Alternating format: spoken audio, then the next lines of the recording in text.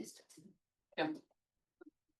Hey everyone, my name is Rishi. I'm in Dr. Lizu's group, and I'm going to be presenting accelerated DMFT calculations using machine learning.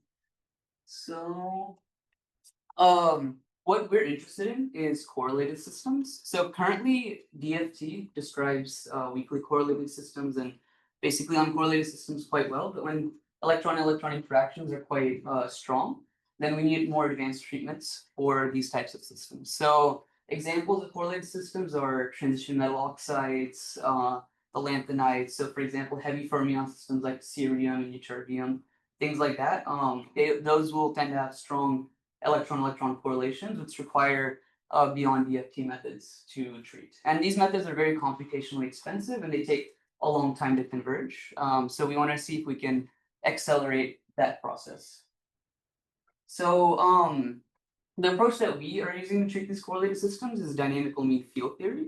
So dynamical mean field theory basically takes the Hamiltonian from density functional theory. So in this case, we use Y2K. So we take the Hamiltonian parameters from density functional theory, project them onto a certain basis, and then solve using continuous time quantum Monte Carlo, and then we get out our impurity. So we've mapped the Hamiltonian onto an impurity model, solve it, and then we get what we call the impurity self-energy. And this basically forms a loop similar to how DFT has a loop, a self-consistent field loop, except now you're passing the parameters from DFT into DMFT, and then the charge density back into DFT for more calculations. So what you need to know is that for the starting guesses for DMFT, we need the self-energy and we need the Fermi level. So here you can see the self-energy. We generally start off with a guess of just 0 for the self-energy. All the values are 0, and then iteratively it improves over time. However, that process, if you have to iteratively improve over time, takes a while to converge. And if we have a good starting guess, then this convergence can be rapidly sped up. Right, so what we are doing is we are directly trying to predict the self-energies for the molecules just from the structure itself. So our goal is to build neural network interatomic potentials from the DMFT energies and forces so that we can have accurate molecular dynamic simulations of correlated systems at scale. So that means large-scale molecular dynamics simulations at near DMFT level accuracy. So what we find is that when we have a good starting guess for the self-energy, we can get a 2 to 4 times speed up in the convergence of the DMFT loop, which means we save 2 to 4 times amount of computer time, right? And so this unlocks the ability to actually do these large-scale molecular dynamic simulations with the correlation effects included. So one example of a compound that we were very interested in treating is iron. So iron is quite relevant to the Earth's core. So that means its melting point and seismic properties are relevant to geophysicists and for determining how things work inside of the Earth's core. And so diamond anvil cells and shock compression both come with their limitations. Diamond anvil cells with high temperature and pressure or high temperature conditions, and then this shock compression you can see has a little bit of a large uncertainty. So and then also the ab initio calculations, you can see at high pressure that we have quite a bit of variation in this 300 gigapascal range. So what we wanted to do is see if we can investigate this near Earth's core pressure range and get a more accurate, I guess, estimate of the melting point using this interatomic potential based on the DMFT data. So what our solution is to develop a package called SIG-ML. What this does is basically you take the results of your DMFT calculations, you throw it into this package, and it will automatically machine learn both the self-energies and the Fermi level for that particular system. So you can see that this package just produces self-energy, Fermi level, throws into the DMFT loop, and that will quite quickly allow this DMFT calculation to converge because this, I'll show in a second, this produces actually quite good estimates for the self-energies for the systems. And we predict within the Legendre representation because we find that since the Legendre representation gives us real space coefficients, only predicting real space coefficients leads to a bit more stability than if we use something like the discrete Lehman representation, which predicts both in imaginary and real space. And we use equivariant graph neural networks for SIGML. I won't get into what these are, but equivariant basically just means that the input transforms according to the same group operations as the output. Yeah. This is kind of a simplified structure of the network. So we use one hot embedding, so mass weighted and atomic number weighted.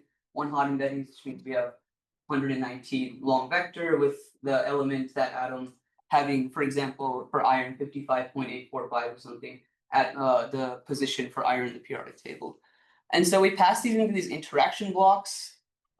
Basically, they cycle through a few times using this gated nonlinearity, and then also we project the positions on the spherical harmonic basis because we want to preserve the equivariance of the network. So these spherical harmonics are basis functions for SO3. So we utilize these in order to preserve the equivariance, and then this out comes the self-energy.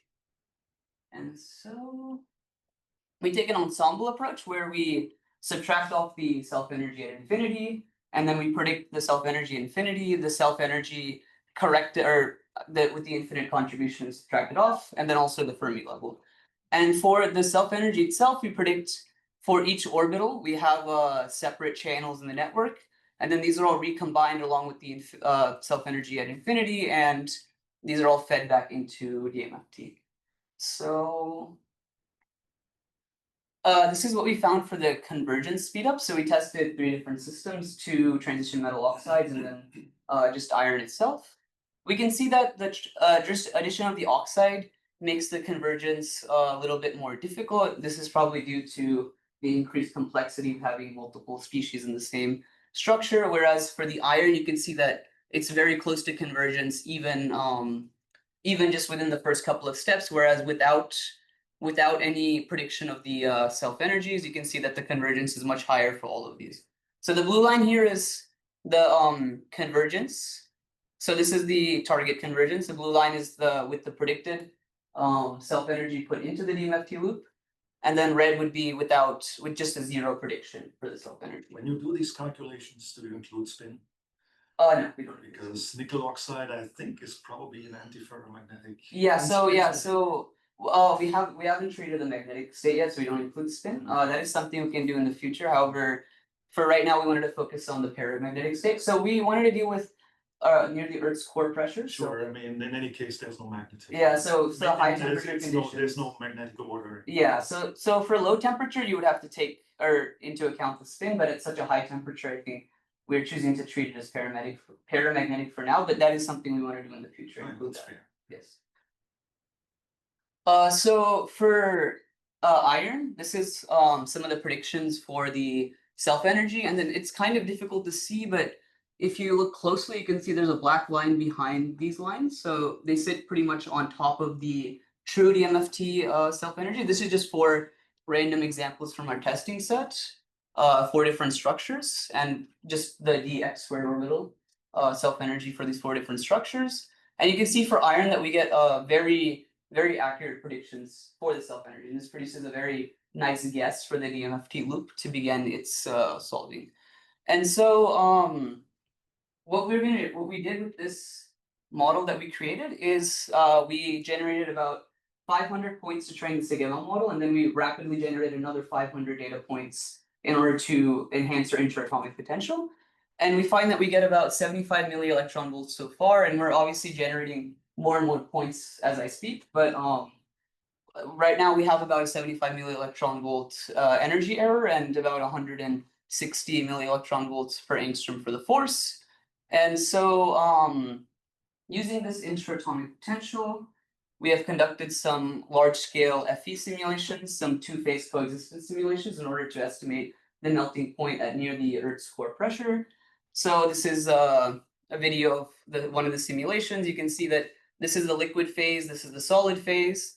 And I'm not sure how familiar everyone is with 2-phase coexistence simulations, but what we have is we have a phase boundary between liquid and solid. If this phase boundary stays constant, if it doesn't move up or down, then we know we're near the melting point. If it does move up or down, then we know that we're quite far away from the melting point. And since if this starts melting, actually, so this will actually restabilize itself if it starts melting the solid phase, or the liquid phase, if it starts moving, it'll actually change the temperature in order to bring that back into equilibrium if it's close to the melting point. So that actually helps with the stability in these two-phase simulations. So we did a 512 atom simulation with iron using this DMFT potential, and what we end up finding is we find a melting point at 300 gigapascals around here. So you can see that this is quite close to the estimated melting point from experimental studies. And the ab initio results are kind of all over here, but we get a value that sits at around here. So I think this is we thought this was a fairly reasonable estimate for the melting point. And what we want to do is eventually we're going to fill up from 200 to about 400 gigapascals. We want to map out all the melting points and see if we can make a nice curve and see how much that matches the experimental value. So what again does ab initio mean in this case? Ab initio just means How was that done? Maybe you said it before. Oh, so ab initio just means that we use density functional theory. We generate the Hamiltonian, and then we put that into DMFT to get the energies and forces. Okay.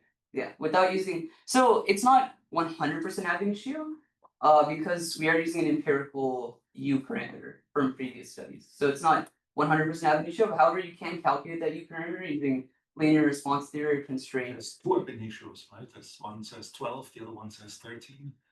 Yes. Sorry. Ab initio here just means computational. It just means a computational study. So that means using density functional theory. You did this, or? No. These are other people's work. Sorry, this is from this paper. Oh, so those numbers are the references? Yes. Yeah. Ah, okay. Yeah. Sorry, I should have put. Okay, so it's other people's work. Yeah. Sorry, this is other ab initio studies. Yes. Okay. And then for ongoing, so right now we've developed the method for predicting the self-energy and Fermi level directly from the structure, and then using that to generate lots of DMFT calculation data for energies and forces for their atomic potentials. And then now what we're doing is these large-scale MD simulations with iron and iron oxide in order to investigate the Earth's core properties. I'd like to thank my professor, and I'd be happy to answer any questions.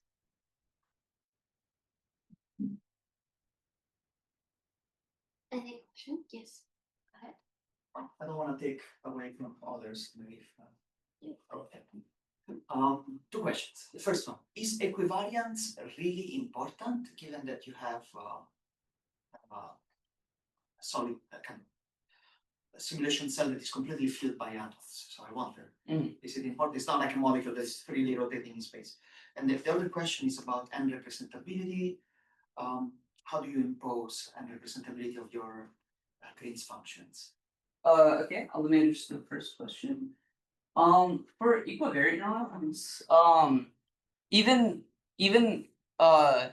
if you're not like taking into account too much of the equivariance, or if there's not a huge amount of variation in the rotations and stuff in the relative environments, equivariance still provides an extremely efficient way to learn. So it reduces the amount of training points you need, basically. So like with equivariance, since these group operations preserve in the input and the output, that means that you have to have much fewer training points, since you don't have to copy, for example, the effects of having the group operation on the input in one way and then for another input in a different way, you know? Yeah, but the cost of both the prediction It's negligible compared to an invariant network. Yeah. So so for the equivariant network, we get much lower number of training points, and we want to reduce the number of training points more than we want to speed up the actual machine learning model, since the DMFT calculations take days and the machine learning model takes milliseconds anyway. Yeah. And then for the second question, sorry. and representability of the Green's. What do you mean by representability? Whether the Green's function reproduces the density or reproduces the. Yes. So that's actually recalculated. Let me go back to the slide. The Green's function is actually if you're talking about like the occupation number, For example. yeah, so actually what happens is you adjust the Fermi level to match the occupation number. Yeah. Okay. Yeah. So but if you don't have a good guess for the Fermi level, then it takes a while to do that. But what did they do is they integrate the Green's function in order to estimate the number of electrons with the Fermi level, and if it's not correct, then you shift the Fermi level and reintegrate. Exactly. Yeah. So you always get 100%. Exactly. Yeah. Any other questions? So you focus on iron, the Earth's core, Yes. but obviously there are many more possible applications. Correlated materials are everywhere. Yeah. Are you also looking at other? Yes. So we're looking at iron oxide, and nickel oxide. We're focusing on those right now. Yeah. So we can obviously expand to different correlated systems, but we wanted to focus on the d electron materials first and these transition metal compounds first. At these extreme conditions. Yes, exactly. Because that's we're interested in these high temperature and pressure conditions. So we wanted to focus on these first, but yes, this method is general for any system. It can be applied to any system. And this package itself is available. I don't know if I mentioned this package is available here on GitHub if you guys want to try it out. Yes. Cool. Any other questions?